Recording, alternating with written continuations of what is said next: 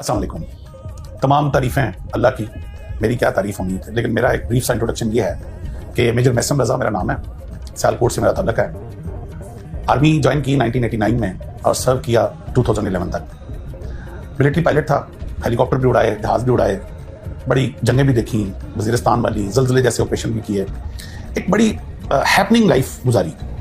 Threats भी थी, thrill भी थे, सेवियर भी थे, खुद खतरों में डलते भी थे, लोगों को खतरों से निकालते भी थे, एंड अल्हम्दुलिल्लाह फुल ऑफ इवेंट लाइफ गुजारी। और उस लाइफ में एक ऐसा वाकया जिसने मेरी बिल्कुल जिंदगी, मेरी सोच और मेरी आने वाली नस्लों की जो फ्यूचर प्लानिंग थी वो चेंज कर दी। वो वाकया यूं था कि 1987 में मैं आर्मी की तरफ से एक फ्लाइंग कोर्स पे मुझे जॉर्डन मेरी सिलेक्शन हुई, जो 90 दिन का कोर्स था, 3 महीने का। ये फ्लाइंग के छोटे छोटे कोर्सेज आपकी मिलिट्री लाइफ में आते रहते हैं। खैर मैं 1997 में मैं जॉर्डन पहुंचा, तो वहाँ मिलिट्री बेस है, किंग हुसैन मिलिट्री बेस। वो एक उनका छोटा सिटी है, अल मफाक में वो बेस है, किंग हुसैन मिलिट्री बेस। जब वो उनके कर्नल साहब थे, कर्नल हुसैन नाम था उसका, वो जो उनके उसको जीवन क्वाड कहते हैं, जो कोऑर्डिनेशन करता था तमाम एलाइड ऑफिसर जो बाहर से आए होते थे उनकी रेजिडेंस। और जब उसने लिस्ट दी हमें कि कौन किधर ठहरेगा, तो उसमें वो एक फ्लैट था जिसमें 2 पायलट्स ने रुकना था। जो तमाम फॉरेन पायलट्स जितने भी थे वो 2-2 पेयर किया हुआ था। तो जो मेरे साथ पेयर था वो इजरायली पायलट था। मैं झंडा देख के इजराइल का, तो एकदम दुनिया में चंद ही वो कंट्रीज हैं जिनके झंडे देख के हम ऊपर से नीचे होते हैं, तो उनमें से लकीली एक इजराइल है।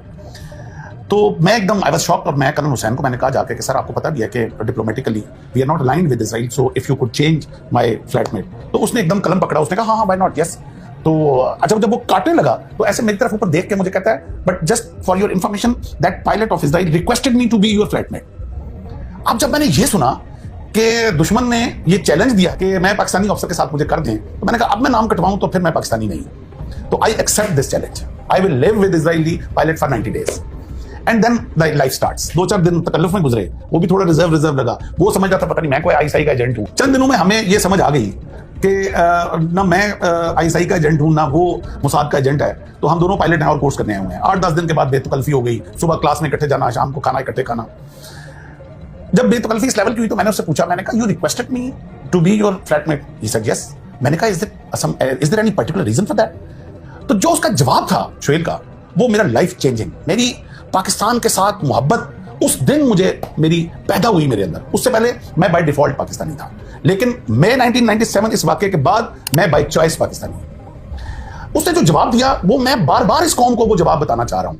मैं इससे पहले वाली भी एक वीडियो में, मैं उससे पहले वाले एक प्रोग्राम में मैं बताता, ही सेड के हम पैदा हुए थे तो मां की गोद से हमें बताया गया था कि तुम्हारा दुश्मन अरब नहीं है, तुम्हारा दुश्मन पाकिस्तान है।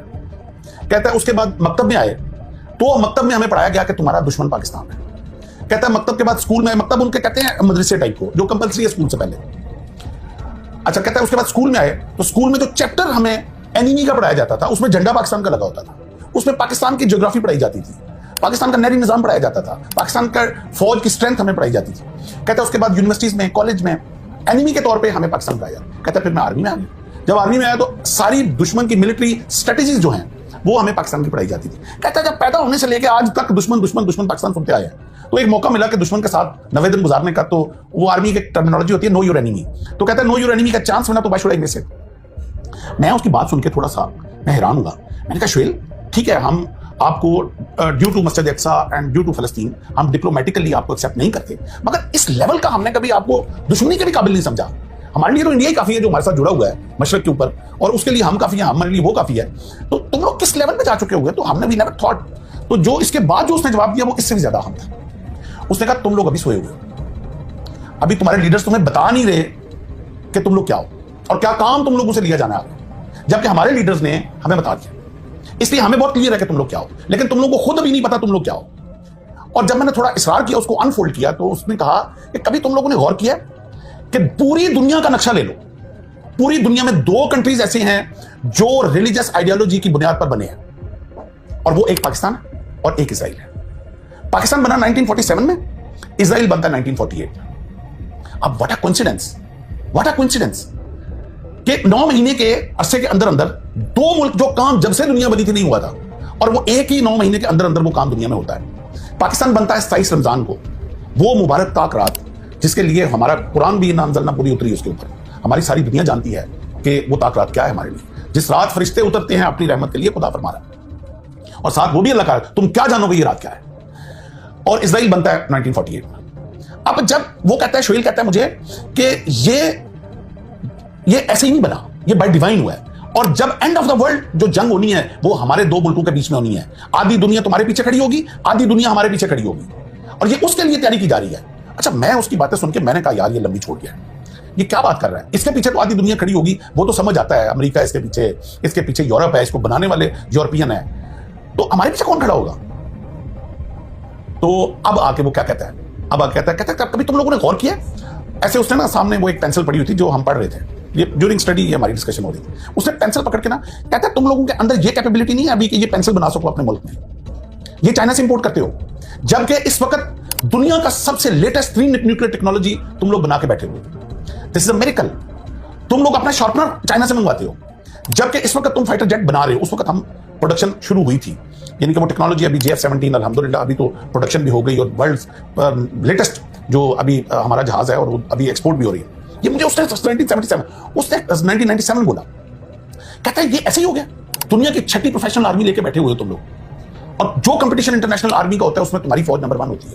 कहता है ये ऐसे ही हो गया, जबकि तुम लोग इस वक्त IMF पे कर्जे के अंदर गुड्डे हुए। ये कौन कर रहा है, ये बाय डिवाइन हो रहा है, somebody is doing it। ये तुम लोगों को खुद नहीं अभी समझ आ रहा, ये जब आखिरी वक्त आना है, जब हम दोनों ने आमने सामने खड़ा होना, तुम लोगों को उस वक्त तुम्हारे लीडर्स ने तुम्हें गाफिल रखा हुआ है।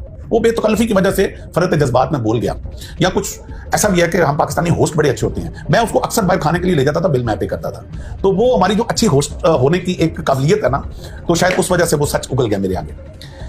आप यकीन करें कि वो दिन था जिस दिन, उससे पहले मैं बाय डिफॉल्ट पाकिस्तानी था, लेकिन उसकी बातें सुन के मैं बाय चॉइस पाकिस्तानी हो गया। मेरे सारे रिश्तेदार फॉरेन कंट्रीज में थे, मेरे ससुराल सारा फॉरेन कंट्रीज में था, and they wanted me to settle in USA, and I had all the opportunities to do very good abroad. मेरे पास सब कुछ था, मगर I decided not to leave this country ever ever ever. और मैंने अपने बच्चों को भी कह दिया कि जिंदगी है, खुदा करे कि वो मौका आए, वो आखिरी जंग हमारी जिंदगी में इजराइल के आमने सामने हो, खुदा करे मुझे मौका मिले कि मैं पहली सफ में लड़ रहा हूं, खुदा करे कि वो खिलाफत और वो इमामत जो इमाम मेहदी लेके आएंगे, जो हमारी दज्जाल के साथ जंग हो, वो हमें और मेरी औलाद को मौका मिले कि हम अगली सफों में लड़ रहे हों। इसलिए हम कभी ये ना इस मुल्क को छोड़ सकते हैं, ना कभी इस मुल्क के ऊपर आंच आने देंगे, हम अपना खून बहा देंगे, क्योंकि हमें अपने दुश्मन से वो बात पता है। वो कहता है तुम लोग इस वक्त जो एग्रीकल्चर रेवोल्यूशन, तुम्हारा इंडिया पानी, ये मुझे उसने बताया 1970 कि इंडिया प्लान कर रहा है तुम्हारा एग्रीकल्चर तबाह करने के लिए, और तुम्हारा सारा पानी बंद कर रहा है, और तुम्हारे अपने बिके हुए बीच में जो पानी बंद करवा रहे हैं। और बाद में वो जमात रिशा पकड़ा गया जो बिका हुआ था, खुदा लानत करे उसके ऊपर और उसके आल औलाद के ऊपर, जो ऐसा शख्स पैदा हुआ जिसने अपने मुल्क का सौदा किया और हमारे पानी को बर्बाद किया जाके, जो दरियाओं का उसने इंडिया के साथ सौदा किया। तो भाई ये हबील और कबील की जंग है, ये हक और सच की जंग है। ये डे 1 से जिस दिन इंसानियत बनी है ये जारी हुई, ये जंग जारी रहेगी। अब आपकी चॉइस है, आपने हक के साथ खड़े होना है या आपने बातिल के साथ खड़े होना है। ये जंग आदम के बाद हबील और कबील में जारी रही, ये मूसा और फिरौन में जारी रही, ये नबी करीम सल्लल्लाहु अलैहि वसल्लम और कुरैश के बीच में जंग जारी रही, ये बाद में हुसैन और यजीद की जंग है। ये हक और बातिल क़यामत तक रहेगी। हमने ये फैसला करना है कि मुसीबतों से, ये बिजली के बिलों से, ये नाकस पॉलिटिकल सिस्टम से तंग आके हमने अपनी फौज को गालियां देनी है, हमने अपने मुल्क को गालियां देनी है, और ये गालियां देके हमने जाके बातिल के साथ खड़े हो जाना। और 4 दिन की जिंदगी है यार, कौन सी लंबी जिंदगी लेके आए हो, कौन था यार, कौन हजारों साल जिया है। आज हमसे बड़े बड़े लोग जो पहले पैदा हुए इतनी आसाइशों की जिंदगी जी रहे थे, आज कब्रों में पड़े हुए। 4 दिन की जिंदगी है ये, सिर्फ ये इम्तिहान की जिंदगी। आपने हक के साथ खड़े रहते हो या तुम मुसीबतों से तंग आके बातिल की तरफ। जो लोग आज अपनी फौज को गालियां दे रहे हैं, ये चंद लम्हे के लिए करबला की उस जंग और उस आग की तपश को याद कर लें कि जो मुसीबतें उन्होंने उठाई अहले बैत ने, और किस तरह उन्होंने हक के साथ खड़े रहे। खुदा के लिए वो मुझे इल्हाम इकबाल का एक बड़ा खूबसूरत शेर याद आ गया, मीरे अरब को आती है ठंडी हवा जहां से, मेरा वतन वही है, मेरा वतन वही है। ये मेरे आका सल्लल्लाहु अलैहि वसल्लम को ठंडी हवा हमारे मुल्क से आई है। ये है वो फौज जिसने निकलना है इमाम मेहदी के साथ और जिसने दज्जाल के साथ लड़ना है। हमें ये विजन ये इजरायली ऑफिसर ने दे दी थी, उनको पता है कि ये फौज है जिसने लड़ना है।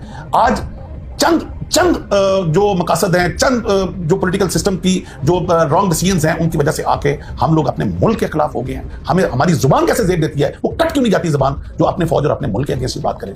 मैं काफ़ी जज्बाती हो जाता हूँ इस टॉपिक से।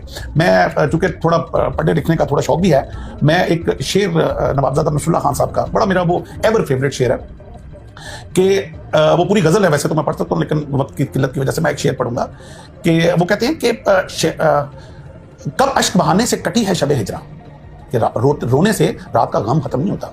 कब अश्क बहाने से कटी है शबे हिजरा, कब कोई बला सिर्फ दुआओं से टली है, ये बलाओं से टलने वाली, दुआओं से टलने वाली बला नहीं है। ये जो हमारे उलमा आके खड़े हो जाते हैं ना कि अल्लाह इजराइल को तबाह कर दे, अल्लाह फलस्तीनियों को तू मदद फरमाओ, भाई ये दुआओं वाला काम नहीं है। ये प्रैक्टिकली फील्ड में आके प्लानिंग, विजन, ये बड़ा स्ट्रेटजी वाला काम है। और मैं आखिर पे मैं ये मेरा सारा टॉपिक जो है ना इनकम्प्लीट रहेगा अगर मैं एक शख्स का नाम ना लूं जिसमें मैं पूरा पिछला प्रोग्राम कर चुका हूं। David Ben Gurion, 1948 first prime minister of Israel. वो शख्स वजीर आजम बनता है, पहला इजलास होता है इजराइल में, और पहले इजलास में जो अपनी तकरीर करता है उसमें क्या बकवास की उसने, वो मैं आज आपको वर्ड टू वर्ड इस प्रोग्राम में सुनाऊंगा। और अब सोचें कि उस कौम का वजीर आजम बना जो मेरे आका सल्लल्लाहु अलैहि वसल्लम ने जंगे बदर में जिनको धकेला, बदर से 1400 साल धक्के खाते रहे, दर बदर धक्के खाते रहे, इनको ठिकाना नहीं मिला। यूरोप ने पहली और दूसरी जंग अजीम के बाद प्लानिंग करके इनको एक ठिकाना दिया फलस्तीन के अंदर, और जब इनको छत मिली, जिस दिन छत मिली उस दिन डेविड बेन गुरियन पहले इजलास में क्या बकवास करता है, मैं वर्ड टू वर्ड उसको कोट अनकोट करूंगा। He said the world Zionist movement should not be neglectful of the dangers of Pakistan to it, and Pakistan now should be its first target. ये 1948 में ये कह रहा है। For this ideological state is a threat to our existence, and Pakistan the whole of it hates the Jews and loves the Arabs. This lover of Arabs is more dangerous to us than the Arabs themselves. For that matter, it is most essential for the word Zionism that it should not take immediate steps against Pakistan. Whereas the inhabitants of the Indian Peninsula are Hindus, whose hearts have been full of hatred towards Muslims. Therefore, India is the most important base for us to work there from against Pakistan. It is essential that we exploit this base and strike and crush Pakistanis, enemies of Jews and Zionism, by all disguised and secret plans. Every word is notable in this. और आखिर पे वो लिखता है by disguised and secret plans. फिर वो लिखता है हिंदूज के साथ जुड़ जाओ। आज क्या हो रहा है? कौन नहीं देख रहा इस वक्त इंडिया का और जो इजराइल का आपस में कोलैबोरेशन है? आज जो फास्फोरस फलस्तीनियों के ऊपर फेंका जा रहा है वो इंडिया से एक्सपोर्ट हुआ है। कौन नहीं जानता? खुदा के लिए पाकिस्तानियों, खुदा के लिए मुसलमानों इकट्ठे हो जाओ। जब दुश्मन इकट्ठा हो सकता है पाकिस्तान के लिए, तो तुम लोग अपने लिए इकट्ठे क्यों नहीं हो सकते? This is high time. वातसिमू बिहब्लिल्लाहि जमीअन वला तफर्रकू। हमें एक झंडे के नीचे वापस इकट्ठे होना है। यही हमारी बका है और यही अल्लाह ताला हमसे चाहता है। इसके साथ ही मैं आपसे इजाजत चाहूंगा। पहुंचूंगा।